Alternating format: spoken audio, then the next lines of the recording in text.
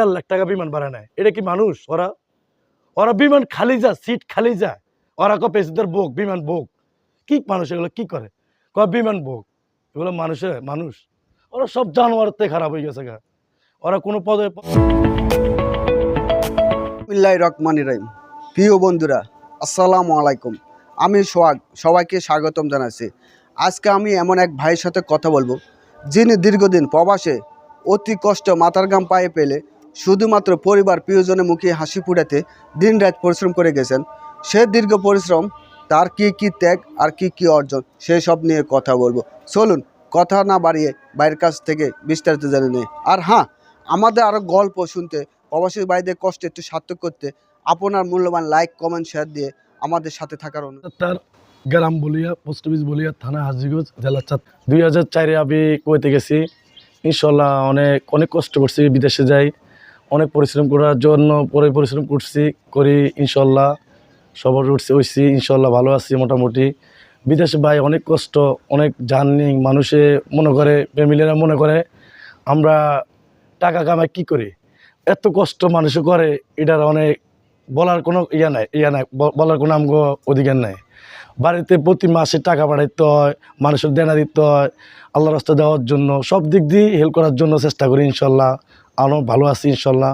মানুষের যে পরিশ্রমগুলো করে বাইরের রাষ্ট্র, আমরা কাজ নাই, মানুষের বসে থাকে, বাসা বাড়ি বসে থাকে, কাজ পায় না, সৌদি আরব যে কাজ পায় না, কোম্পানির যে কাম পায় না, খাইতে পারে না, বাসার টাকা পাঠাতে পারে না, কিস্তি উঠে গেছে মানুষে, অনেক পরিশ্রম করে মানুষে, অনেক জার্নি করে মানুষের এগুলো টেনশনে মানুষ অনেক স্ট্রোক করে মারা যায় বিদেশে। যে অবস্থা, বিদেশের অবস্থা আপনি মিডিল ইস্টে কোনো বিদেশের কোনো ভালো নয়। আমরা কুয়েতে থাকি বা আমরা ব্যবসা বাণিজ্য করি, কোনো রকম ব্যবসা বাণিজ্য করি ইনশাল্লাহ, অনেক ভালো আছি মোটামুটি। আমি প্রতি 1 বছরের 6 মাস পরে, 1 বছর পরে দেশে আসি, অনেক ভালো আছি। আর আমাকে বাংলাদেশ এয়ারপোর্টে ওরা যদি মানুষের এইভাবে হয়রানি না করে, আপনার হয়রানি করে বেশিরভাগ মানুষের নষ্ট করে মানুষ প্রবাসী করে নষ্ট করে দেয়। অনেক প্রবাসী যে পরিশ্রম করে, বাইরের রাষ্ট্র টাকা পাঠায়, বাংলাদেশ সরকার কি করছে কিচ্ছু করে না। একটা প্রবাসীর কিছু করতে হয়, প্রবাসীরা কিছু করে না সরকারে। হাসিনা কি বলছে, করছে বাংলাদেশের জন্য, এই প্রবাসীদের জন্য কিচ্ছু করে না। আপনার অগরে কোনো সাইড দেয় না, ওরা হুন্ডিতে টাকা পাঠায়, ওরা সাইড দেয় না, ওরা ব্যাংকে টাকা পাঠাইবো, প্রবাসী করে ভালো ব্যবহার করবো। এক টিকিটের আপনি 30,000 টিকিট 1.5 লাখ টাকা রাখে প্রবাসীর কী করবো? ওরা যে ইত্রামি করে এয়ারপোর্ট আইলে ওগুলো লাগেজ কাইটে আল্লাহ, ব্যাগ কাইটে আল্লাহ, ওগুলো লাগেজ মেলামারি ভাঙিয়ে আল্লাহ, প্রবাসী হলো দুর্ব্যবহার করে। কুয়েতে এয়ারপোর্টের বাইরে আপনার পাসপোর্ট বানাইতাম গেছি, আপনার করে জমা খরচও দেয় না, ওরা কথাই বলে না।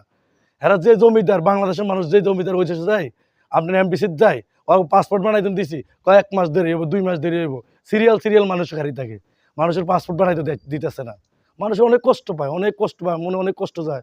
যারা প্রবাসীগুলো আপনি করতে আসে, প্রবাসীরা যে কষ্ট করে, এই কষ্ট বাংলাদেশের মানুষ কেউ চোখও দেখে না, ওকে ফ্যামিলির চোখও দেখে না। এত পরিশ্রম করে, অনেক পরিশ্রম করে ভাই, কোয়ার মতো জায়গা নাই।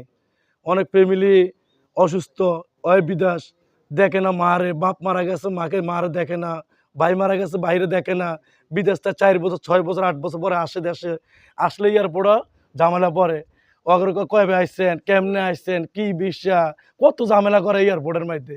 ওরা অনেক কিত্রেমি করে বাংলাদেশ এয়ারপোর্টের মধ্যে। এগুলো উচিত না এগুলো করার।